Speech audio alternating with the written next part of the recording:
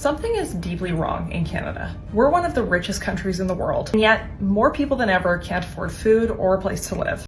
2.2 million Canadians visited a food bank in a single month. That's the highest number in Canadian history. I have no words. What these people are doing with this country, with their power. Rising costs of living. The solution to food insecurity is not more food, it's actually more income. But some items, bread, milk, meat, up 30 to 50%. 60% of food bank users cite rent or mortgage as the primary burden.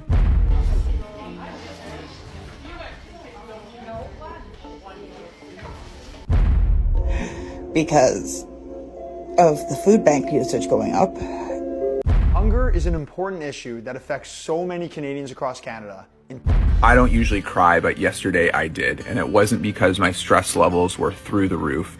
A concerning new report from Food Banks Canada says increased levels of poverty and hunger are becoming normalized in this country. Welcome to Canadian Rant. Let's talk about the reality no one in power wants to face. Food Banks Canada just released their 2025 hunger count, and it's devastating. Over 2.1 million Canadians walked into a food bank in just 1 month. That's not a statistic, that's a breaking point. After 10 years of liberal inflation, record taxes, and government waste, we're now living in a country where hunger is being normalized. Grocery prices have jumped 25% in just 4 years, and people are skipping meals, cutting portions, or choosing between food and rent. This isn't the Canada we grew up believing in.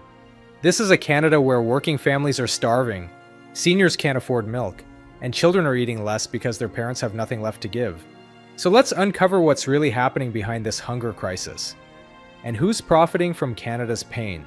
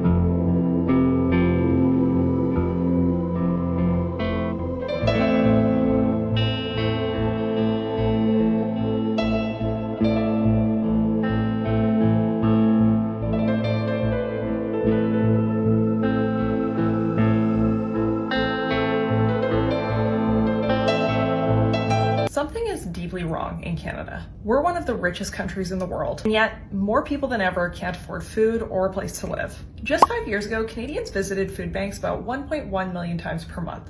Today, that number has nearly doubled. Now, Canadians go to food banks over 2.1 million times every month.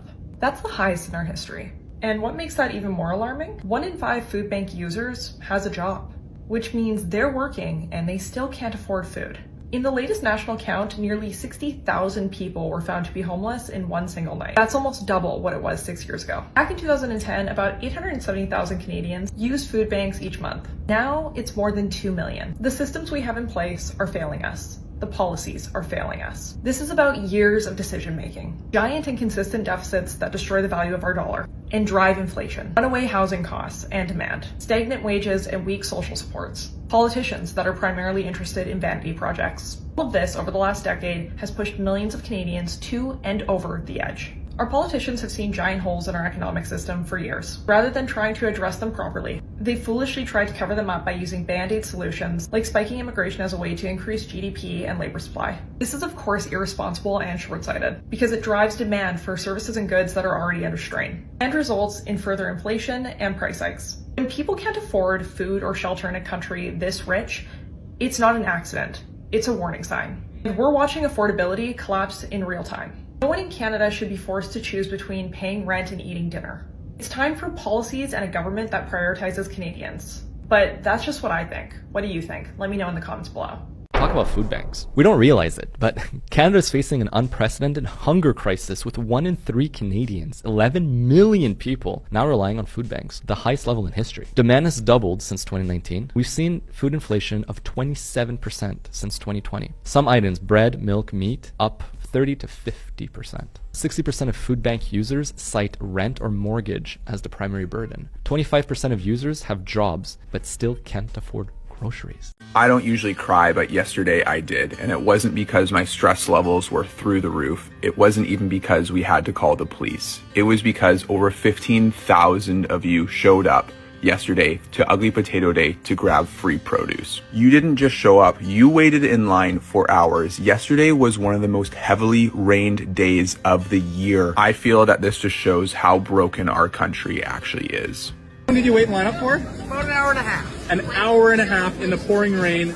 Dude, you are a legend. You want. Family is sick, so here we go. Attaboy. I heard story after story about families not being able to afford produce, and it broke our heart. Overall, we are able to give out 250,000 pounds of vegetables, but I am truly sorry to the thousands of people that we turned away. Hopefully you at least got an apple for my dad in the tractor. We will do this event again, but we will have to think even bigger picture next time.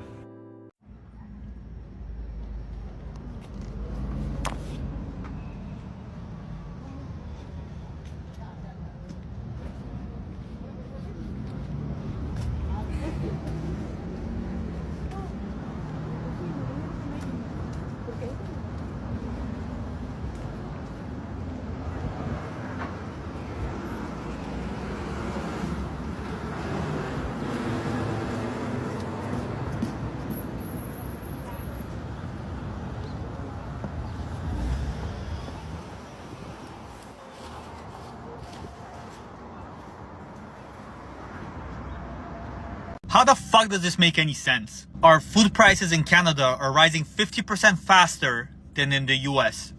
2.2 million Canadians visited a food bank in a single month. That's the highest number in Canadian history. 1 in 5 of those Canadians have jobs but still can't put food on the table. 40% of Canadians are now facing food insecurities. 1 in 4 kids are now going hungry in Canada.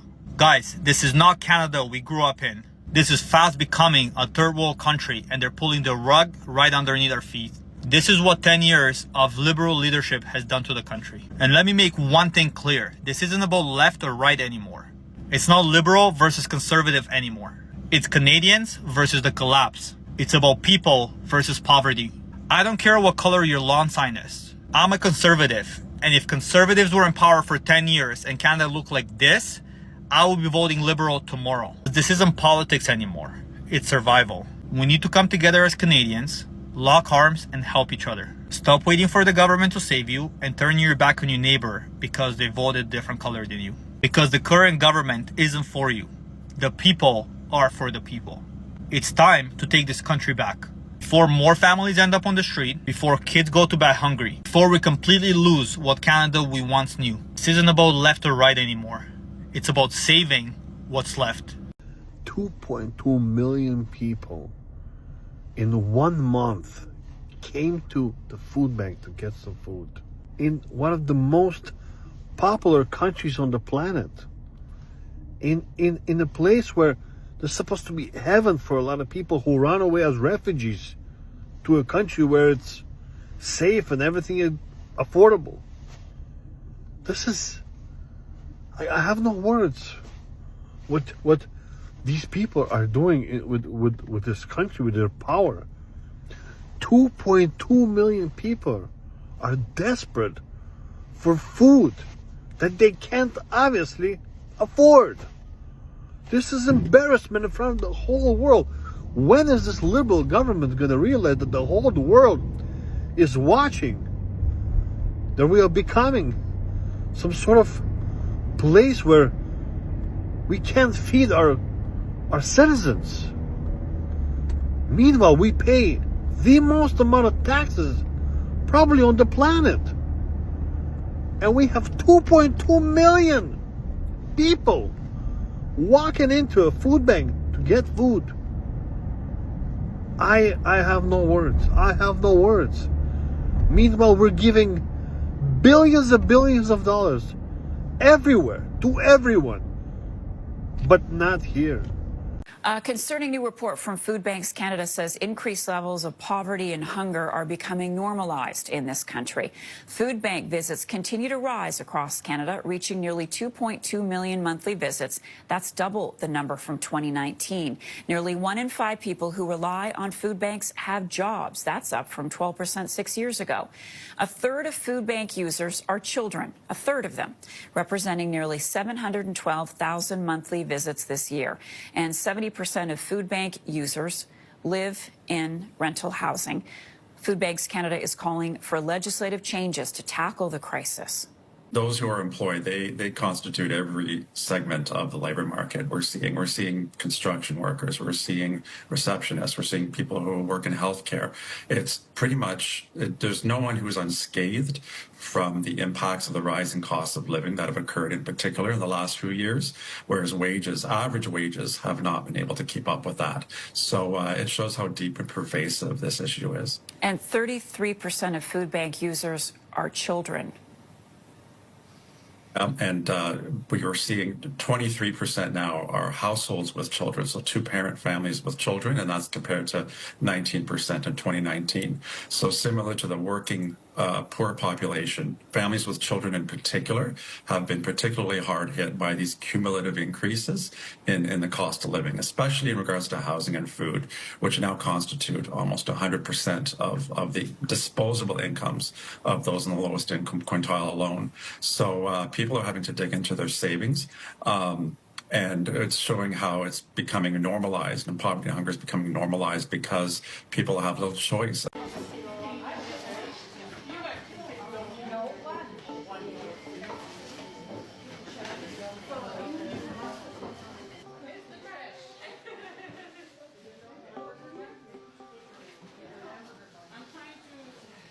With the prices of groceries nowadays, there's probably like at least $100 worth of groceries that I'm able to get from here, and then that helps me stretch out my grocery budget.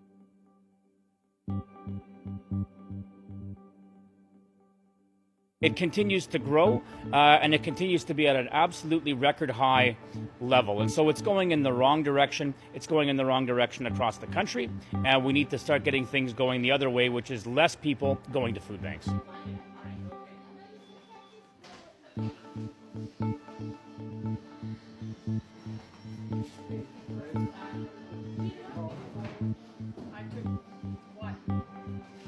Hunger is an important issue that affects so many Canadians across Canada. In 2023 alone, 8.7 million Canadians, including 2.1 million children, lived in food insecure households. So to help Canadians with this issue, Cadbury's sticking it to hunger with your help in a very easy way. Cadbury has partnered with Nazem Kadri and Marie-Philippe Poulin to help tackle hunger in Canada.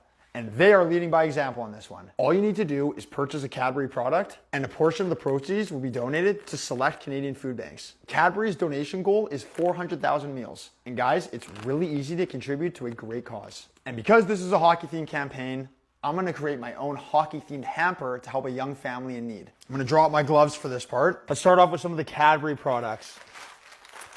Need mini eggs, of course. Dairy milk chocolate, some of the best chocolate in the game.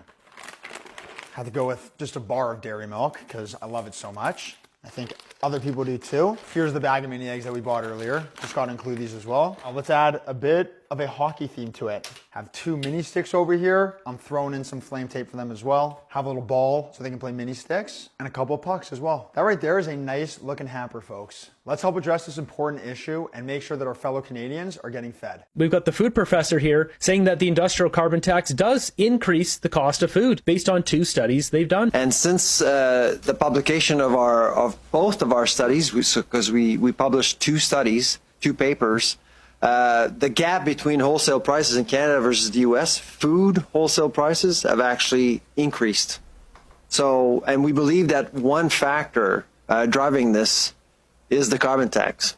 And so we're very concerned, and of course we're looking at food prices into 2026 right now with Canada's food price report.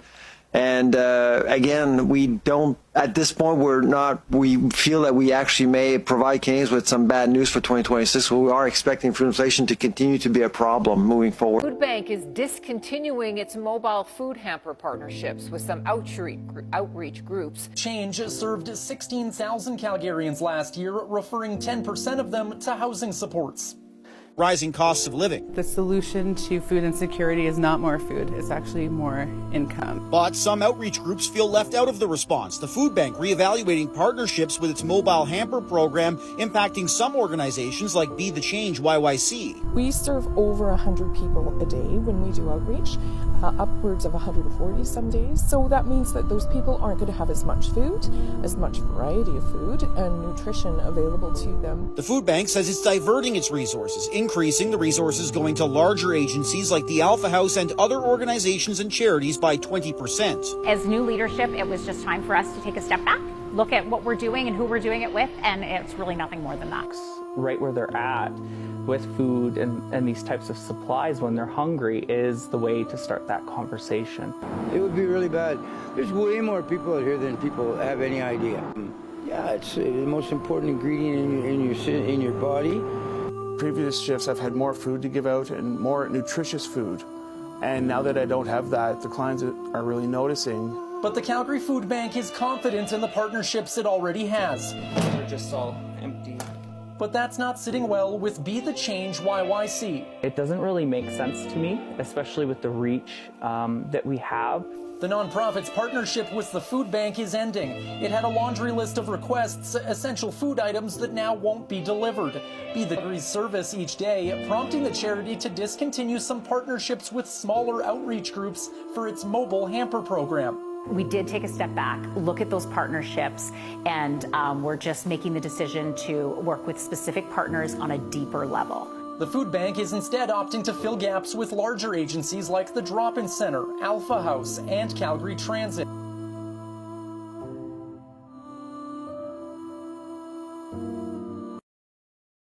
In Canada, there's a big food insecurity issue, and the Jewish community is really not immune from that. Putting food on the table is challenging enough as it is. Keeping kosher and putting food on the table is that much harder. My name is Jonathan Tabeka. I'm the executive director of the Chasidei Jewish Food Bank. We help more than 5,000 people every single month. People like your friends, your family, your neighbors. Every walk of life, we find people that need help. And in the Jewish community, a lot of people also keep kosher. So we're one of the only kosher food banks. If you go to any other food bank, you won't be able to access much kosher food, let alone meat, dairy, and so on. Today we're standing in our 3,000 square foot warehouse. Everything you see behind me is kosher, is sorted, is not expired. We really believe in helping people with dignity and with respect. One of the things that we do in a unique way is that we're actually able to allow our clients to choose online what they want to receive from us based on what we have in stock. So we really try to give as much as possible and to deliver it every week directly to the homes of the families that we help. We're really thankful to all of the volunteers that really make this operation possible, because we are a completely volunteer-run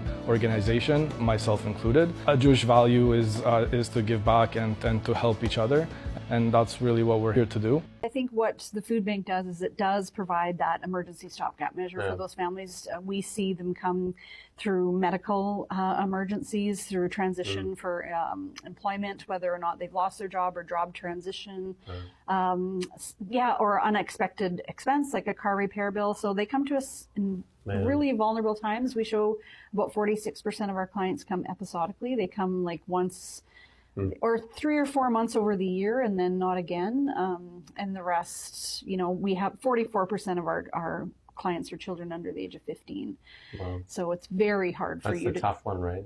That's the tough one. And honestly, I actually just went to on a family holiday through Africa for 4 weeks, right? And I was telling somebody there that I work at a food bank, and the lady was like, what do you mean, in Canada? And I was like, yes, in Canada. I work at a food bank, right? Because, we just have like 1 in 5 Canadians struggle with food insecurity. I don't know how you can look Canadians in the eye and say that the price of food hasn't skyrocketed and these are the reasons for it. Wait a minute, is it really that bad? Let's take a look at what Canada Price Index has to say about the matter. Behind me is the CPI adjusted back to the year 2002. Here we can see that the index for food is now 197.5, meaning that the cost of food has gone up 97.5%.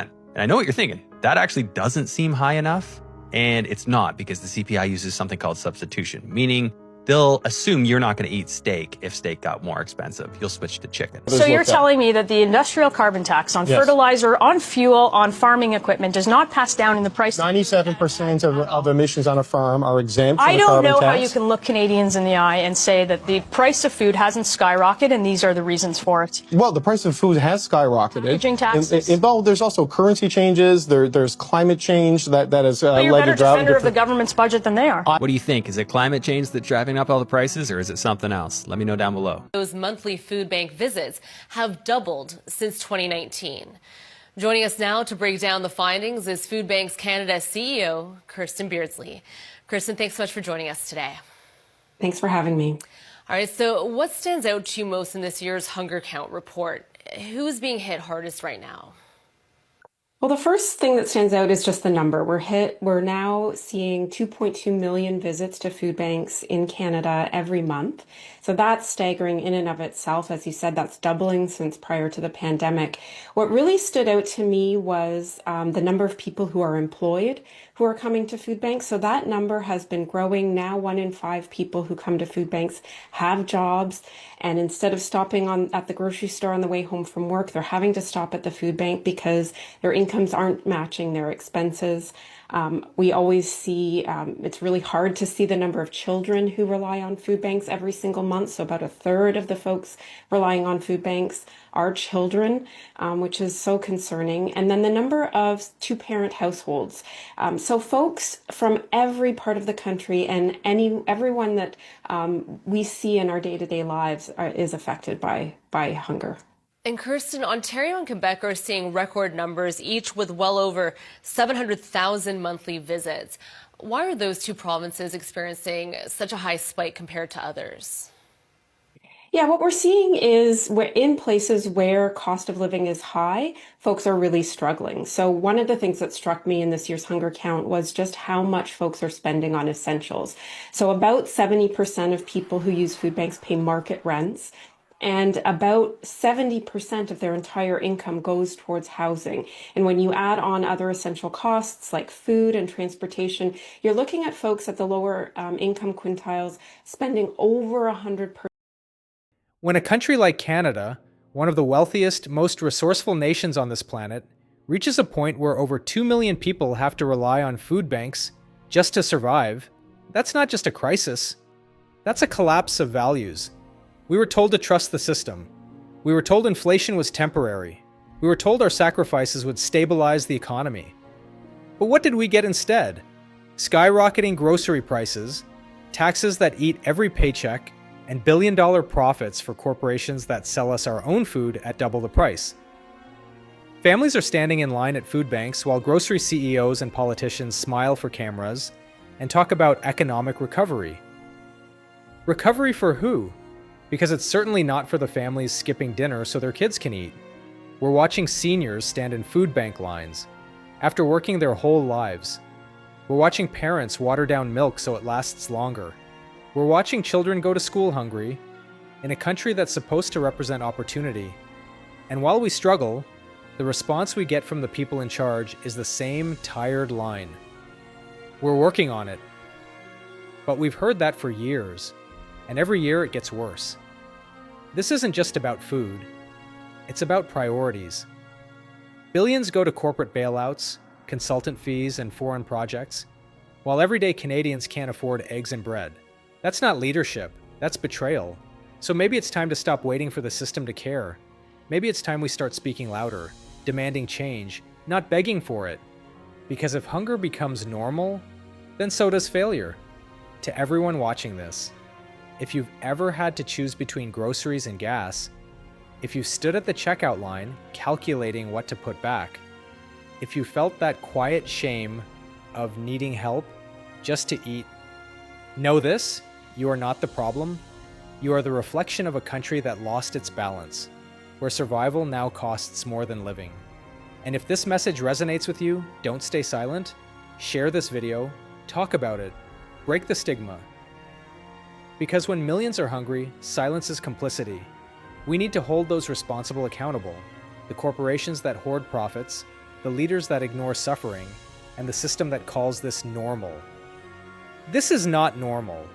This is not okay. This is Canada's shame. Let's remind them, we are not just statistics. We are families, workers, dreamers, and citizens who deserve better. Let's make our voices so loud that they can't look away anymore. So if you believe hunger should never be normalized in a country like ours, hit that like button, drop your thoughts in the comments, and share this video with someone who still believes Canada can be saved. Because if we don't speak now, tomorrow, we'll all be standing in that same line. And that's not the Canada any of us want to live in.